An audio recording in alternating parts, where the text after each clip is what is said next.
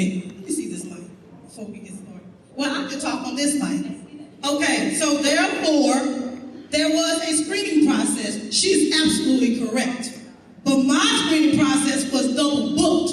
I asked Ms. Deborah Walker, what is the second screening because we can recycle. She never gave me that information. However, I did not know that you could not participate in a mayoral candidate forum because of a screening process. That was not conveyed. So I am Demetra Smith, and I will be participating in all mayoral forums. Okay, ma'am? Welcome. We're going to get started. Thank you. Welcome, candidates. My name is Joetta Stevenson, and my first question will be to all of the candidates that are present. Under previous administrations, thousands of low-paying poverty jobs were created through public contracts, 380 agreements, and other economic development subsidy programs. In other cities, they passed an ordinance that pays workers higher wages if they are receiving public money. Would you, candidates, pass a specific ordinance that puts requirements in place? Let us not be that far behind New York City. If so, what would your ordinance say? And I would like to start on the right, starting with Mr. Garcia. Thank you so much. And first of all, thank you to everyone involved in organizing today's event. Thank you all for taking time out of your very busy Saturday. Thank you for being here to participate in this important discussion. To your answer, I would support making sure that we have an ordinance or instruments in place to make sure that public tax dollars are not creating low-wage jobs. Okay. Thank you. I would support the idea of having an ordinance in place, and making sure that we don't already have those ordinances in place to ensure that tax dollars are not creating low-wage jobs. It's not right, it's not fair, and we obviously want to make sure that we're lifting all of Houston up. I like the motto of Houston for all. My slogan is One Houston, making sure that no neighborhood is left behind or forgotten in spite of another neighborhood, but making sure that good paying jobs are being provided for all members of the community. Thank you. Thank you, Mr. Garcia.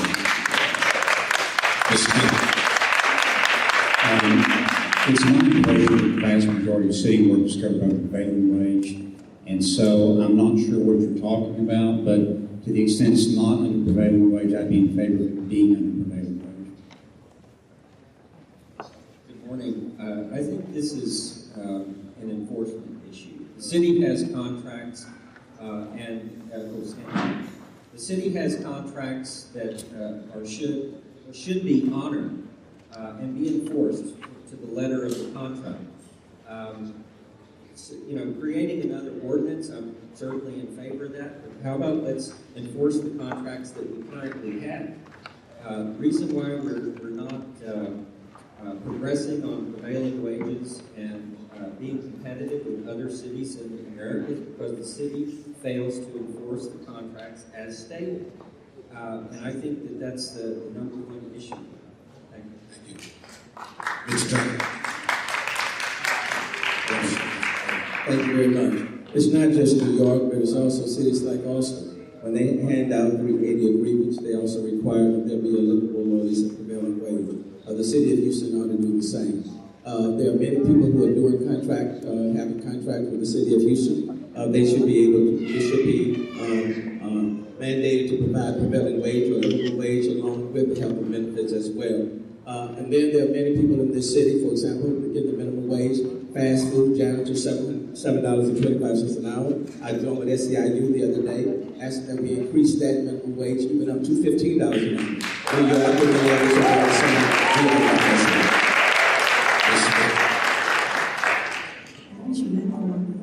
Thank you. But I am supportive of changing the ordinance that help the citizens actually catch up with the economy. Because the economy actually has left us behind.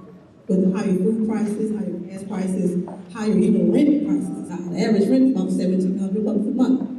in a nice neighborhood. So I do support livable wages.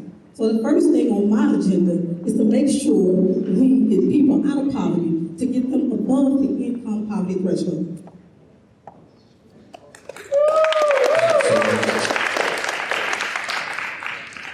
Question number 2.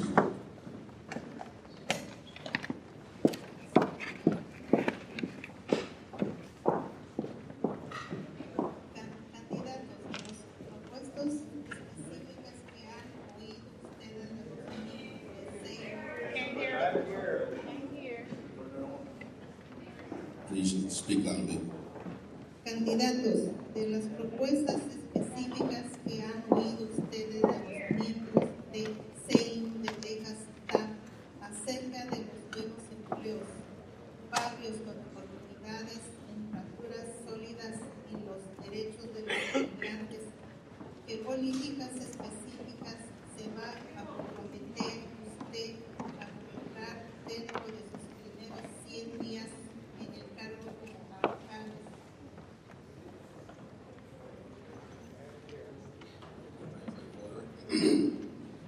Of the specific proposals you have heard from SEIU and top members around good jobs, neighborhoods of opportunity,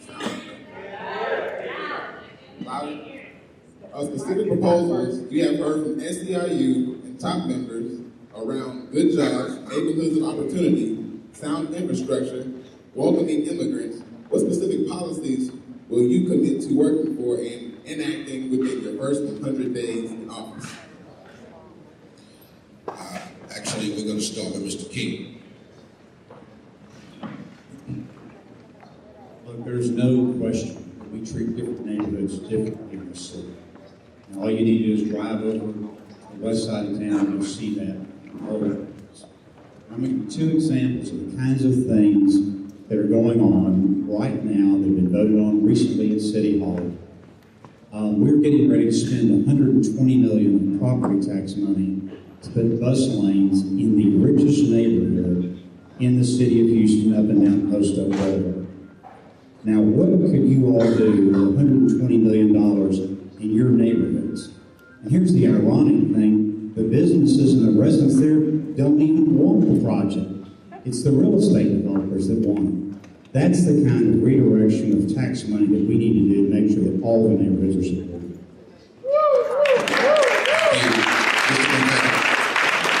The question is, what's the first thing that I would do? The first thing I would do is issue identification cards to anyone that wants them in the city of Houston. You may not be an American, but you are a Houstonian.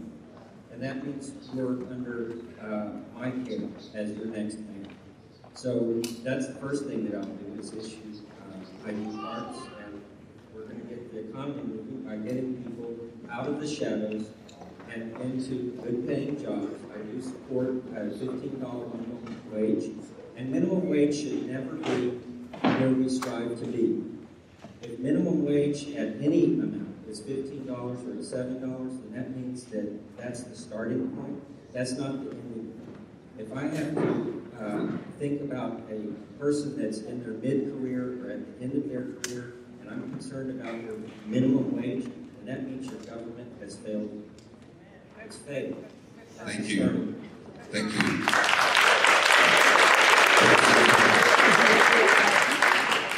In the first 100 days, what I would like to do is sit down with TOP and SEIU and other community-based organizations, and let's talk about communities and neighborhoods that have been systematically or historically ignored and overlooked. And then let's map out an agenda on how we can address the infrastructure, the streets, the sidewalks, the parks in their neighborhoods, how we can increase, for example, the minimum wage and encourage other companies to do so, to make sure that we respect all employees, regardless of who they are. Let's work on the infrastructure, because right now, even with the TERS, a lot of those dollars are going to the areas who have been getting the benefit of a lot of the city dollars. Let's make sure that areas that have been ignored are clearly seen, that people's voices are heard, and that we work collectively on a strategy that will move this city forward for each and every individual and each and every person. And then let's make it very clear that this is a welcoming city, and all immigrants are welcome to participate in the growth and prosperity of this city. Thank you. Ms. Smith. That was a very good question, because the first thing I like to do is to promote more home ownership in this city, because 70% of the revenue comes from property taxes. Well, right now they lost $16.8 million the last past 2 years in foreclosure. So what we're going to do to build our economy? What can we do to build wealth in your home? What can we do to build wealth in your situation? Because right now we can talk about all the infrastructure in the world, but we do not have anyone income-producing citizens. That means nothing, that we can't get nothing done. So therefore, we need more ownership, we need more business, we need black businesses, we need Latino businesses, we need more businesses. So I will be definitely working with the citizens and making sure I promote more entrepreneurship as well. But not only do you need to be a homeowner, not only do you need businesses, but you need to be qualified. Are you qualified to get in these homes? Are you qualified to get in these businesses? Absolutely not. So we need to be worried about your credit. So I will be building the economy through building your finances. Thank you, Ms. Smith. Thank you. Gracias. Y a la pregunta, primeramente vamos a trabajar a través de todos los temas que son importantes para SEIU y para el TAP. All the items that you laid out are important agenda items for me as your next mayor to work with SEIU and TAP. We want to make sure that all of these issues are important because they're important to you and they ought to be important to the mayor of the city of Houston. Pero también hay que darle la bienvenida a todos los inmigrantes, todas las personas que quieren trabajar, quieren apoyar a sus familias, quieren lograr un mejor futuro. You gotta support people who are coming to the city, make sure that we're supporting them, and make sure that we're supporting their pursuit to provide a future. But at the end of the day, we have to make sure that we can pay for all of these things. And so I want to work with SEIU and TOP to set an agenda as to how we're going to use the public tax dollars that you are giving us to make sure that we're investing it into the issues that are important to you. Y vamos a lograr una agenda trabajando con TOP y con SEIU para invertir los dólares en cómo ustedes piensan que se deben de invertir para apoyar las varias necesidades para todos ustedes. Gracias.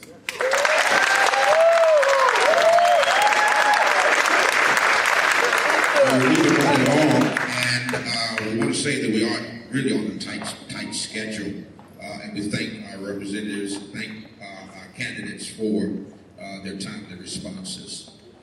We want to now move to specific questions for candidates. We have 4 questions actually that are directed specifically to one of the candidates here. We have 1 minute for the question, we have 2 minutes for response and for follow-up. Representative Turner, we recognize you for your Road to the Future plan, which talks about training program and job referrals for workers. You know, but considering Houston faces the unique challenges of both low unemployment rate, high poverty rate, with Texas having one of the highest percentages of dead and minimum wage jobs, what specifically will you do as mayor to improve the quality of jobs so that the workers can truly provide for their families' needs?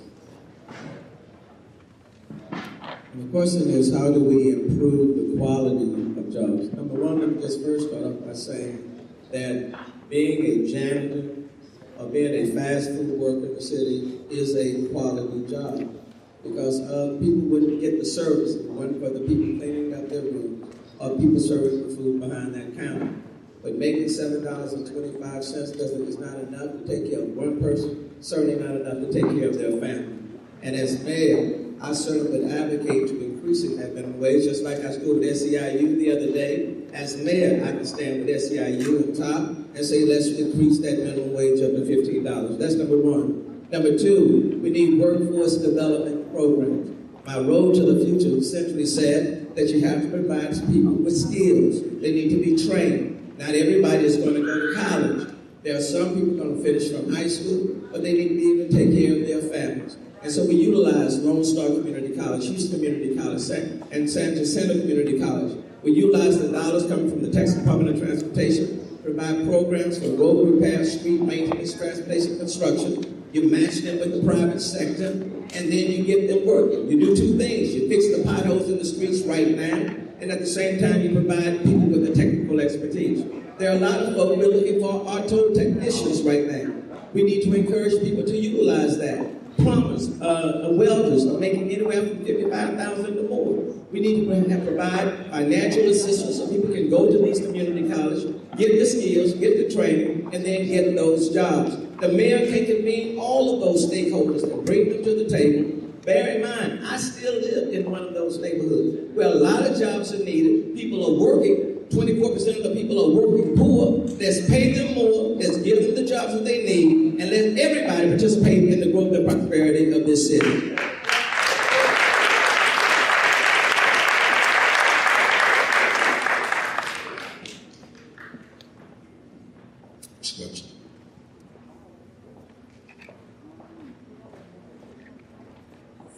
Señor Mayoral, sus políticas parecen alinearse bien con nuestras prioridades, pero usted se está enfrentando contra candidatos que tienen mayor reconocimiento, una larga trayectoria en posiciones políticas y una mayor base de seguridades. ¿Y usted cuál es su plan y estrategia para ganar bajo estas circunstancias?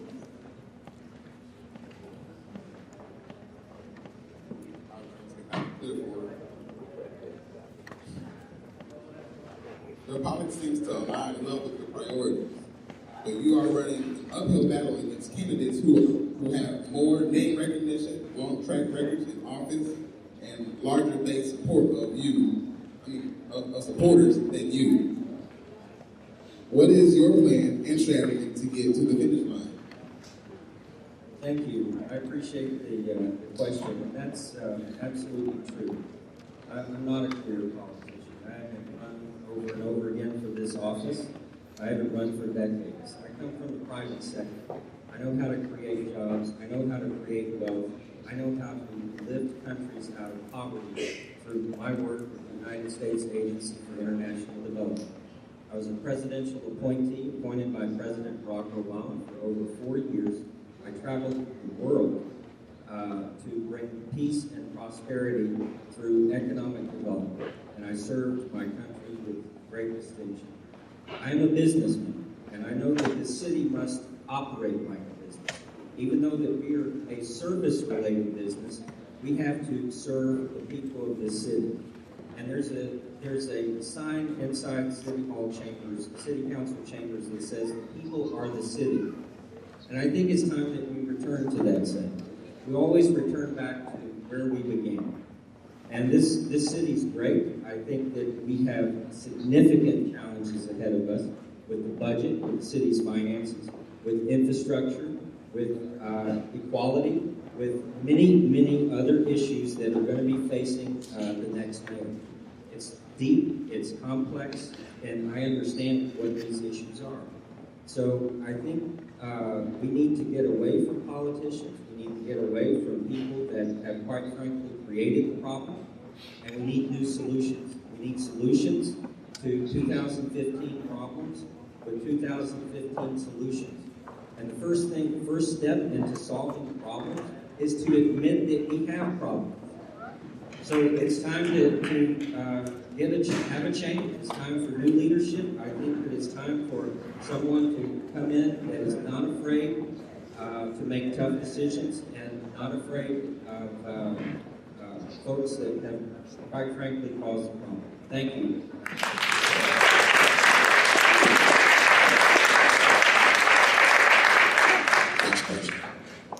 Hello. My name is Elena Delgado, and I'm a janitor. In your mayor candidacy announcement, press conference, you highlighted how you listen to the community. But in our experience, that has not always been the case. Despite being elected as chair, a Democrat, and as a Latino-born immigrant parent, on the spot, the community repeated plea for you to stand up against 287G program in Harris County. Repeated plea for you to stand up against 287G program in Harris County. You actively lobbied in favor 287G in 2009 and again in 2013. Under your watch, this program reported over 24,000 undocumented immigrants, separating families, and increased fear. Lowering likelihood undocumented community will report issues to police, and ultimately making your job harder and our community less safe. As mayor, will you strive to earn back the immigrant community trust and fight for programs for pro-immigrant policies? If so, and how and what policies? Gracias. La pregunta de 287G, mira, justo algo así. El trabajo que me pusieron en cargo era de la seguridad de todos, de protegernos a todos. Y yo trabajé para hacer eso. Pero también el proyecto de 287G era en la cárcel, exclusivamente en la cárcel, para personas que estaban cometiendo crímenes, no para las personas trabajando, no buscando personas sencillamente porque se ven diferente, no era nada parecido a lo que se hizo en Arizona. Sin embargo, yo peleé en contra ese movimiento para hacerlo igual aquí en Houston.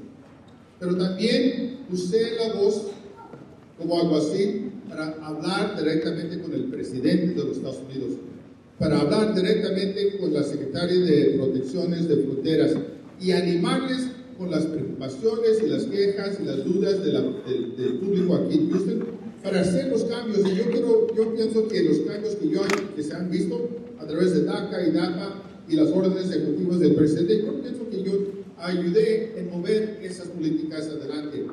Y como su alguacil, digo, más bien como su alcalde, voy a seguir hablando públicamente, como siempre lo he hecho, que tenemos que tener una reforma de inmigración con el derecho de ser ciudadanos de este gran país. Eso lo voy a hacer.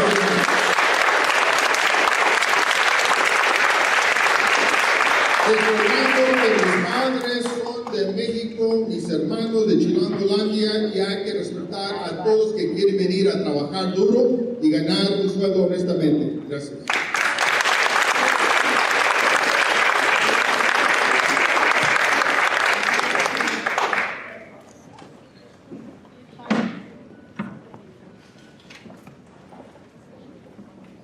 Next question.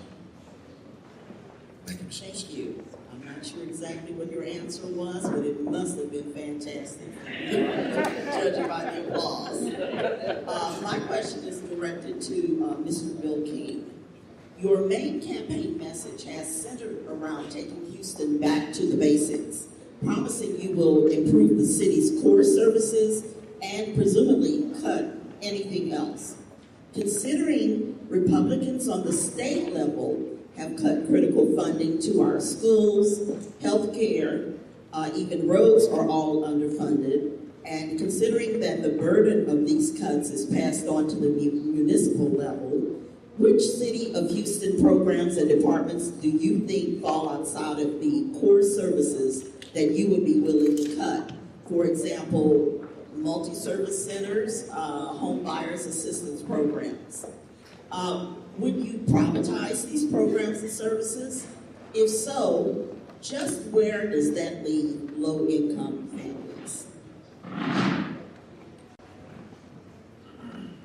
In the last 6 years, the city is now collecting $1 billion more fees and taxes than it was collecting 6 years ago.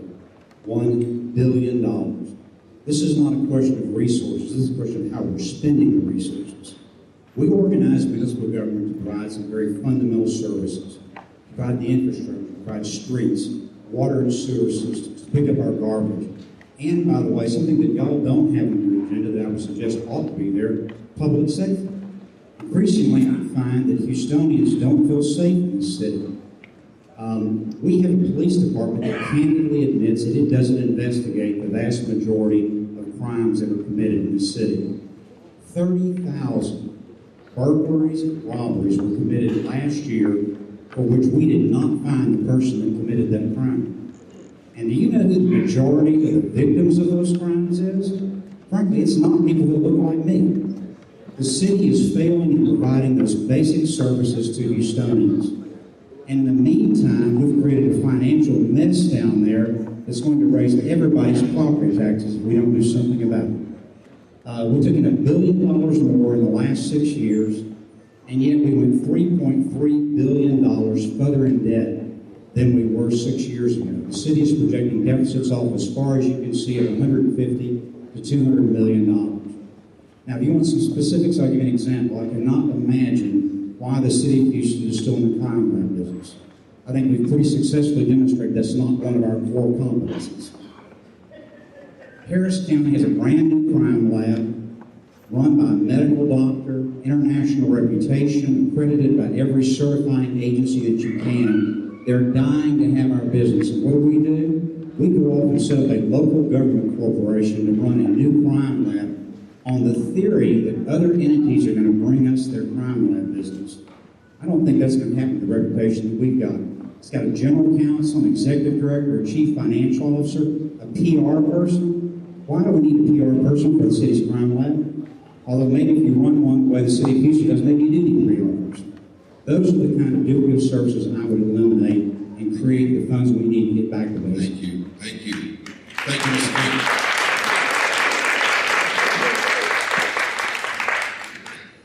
Okay, now we'll have questions from the floor. I want to thank each of you out there for doing a swell job writing your questions down. We've got some great questions that have come in, some exciting, amen, responses from you. We thank you. Now this is what we're going to do. We're going to have 2 questions from the floor at this point because our time is very, very limited. And then we'll get to the candidates signing on the platform, and then we'll get back to, if we have time, we'll get back to some of the other questions. Okay, let's see, the first question, we're going to have each of you or any of you to answer this question. And it is that Hero protects prohibited discrimination against Houstonians, 2.2 million residents on the basis of sex, race, color, ethnicity, national origin, age, family status, marital status, military status, religion, disability, sexual orientation, gender information. And what will you do? I'm asking this question from Ms. Melissa Ivanko. Will you fight to protect Hero? Ms. Smith. Okay, listen. I am for equality, but I'm also for public safety for our children, our little boys, our little girls. Let me tell you what I do not agree with. You can make it all your way you want to make it. Take a piece of tissue, go home and cry about it when I say this. You, as a man, would not walk behind my daughter in no restroom. You, as a woman, would not walk behind my son in no restroom. Let me tell you something else, honey. You have homeless people out there with mental illness, and mental issues. You cannot stop that when they go behind your children in the restroom. So I do not support anybody opposite sex sharing the same restroom. For everything else, I support.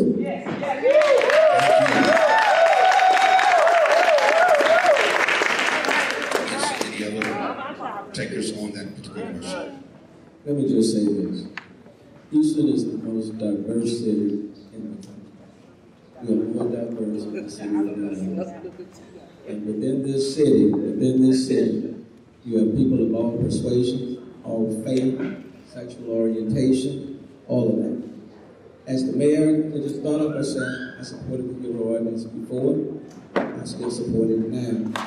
As the mayor of the city of Houston, as the mayor of the city of Houston, the road that I build in this city, everyone will be entitled to ride on. And on that road I build as the mayor of this city, there will be black, white, Hispanic, Asian, straight, gay, religious, non-religious, saint, sinner, you name it. And on my road, the road that I build in the city, everyone will be entitled to ride on that road. I am running for Houston's future. I'm not running to carry racism or discrimination against anyone based on the past. This is a city where we look to the future. We build a city for the future. And we say to everyone in this city, whether you were born here or not, regardless of who you are Houstonian, and we are proud of you, and you are welcome in this city.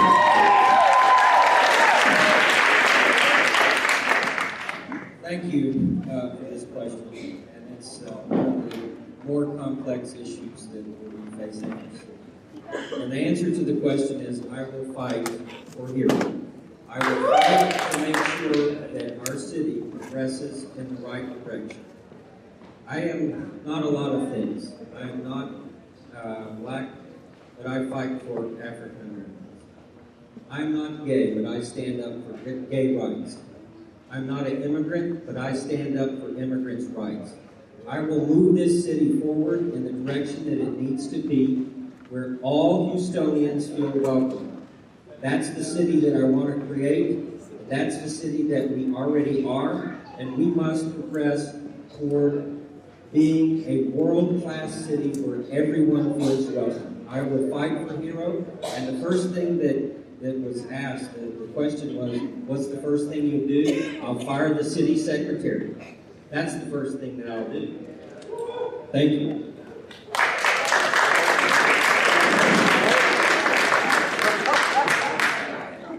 Houston is one of the most open and welcoming cities that there is in the country. We welcome everybody here. My problem is, I wish the city spent as much time fixing potholes as it did in lawsuits. I did not see the empirical need for a discrimination ordinance, and I cannot imagine that the city is really going to be able to enforce this. I mean, we had 30,000 burglaries and robberies, which the victims had no justice last year. Now, if we cannot enforce the basic criminal statutes, do you really think that these geniuses down there are going to end discrimination in the city of Houston seriously? I think we need to get back to basics. I want to get out of the courthouse, and I want to get out the streets, fixing these streets, fixing the drainage, and making the police department work for them.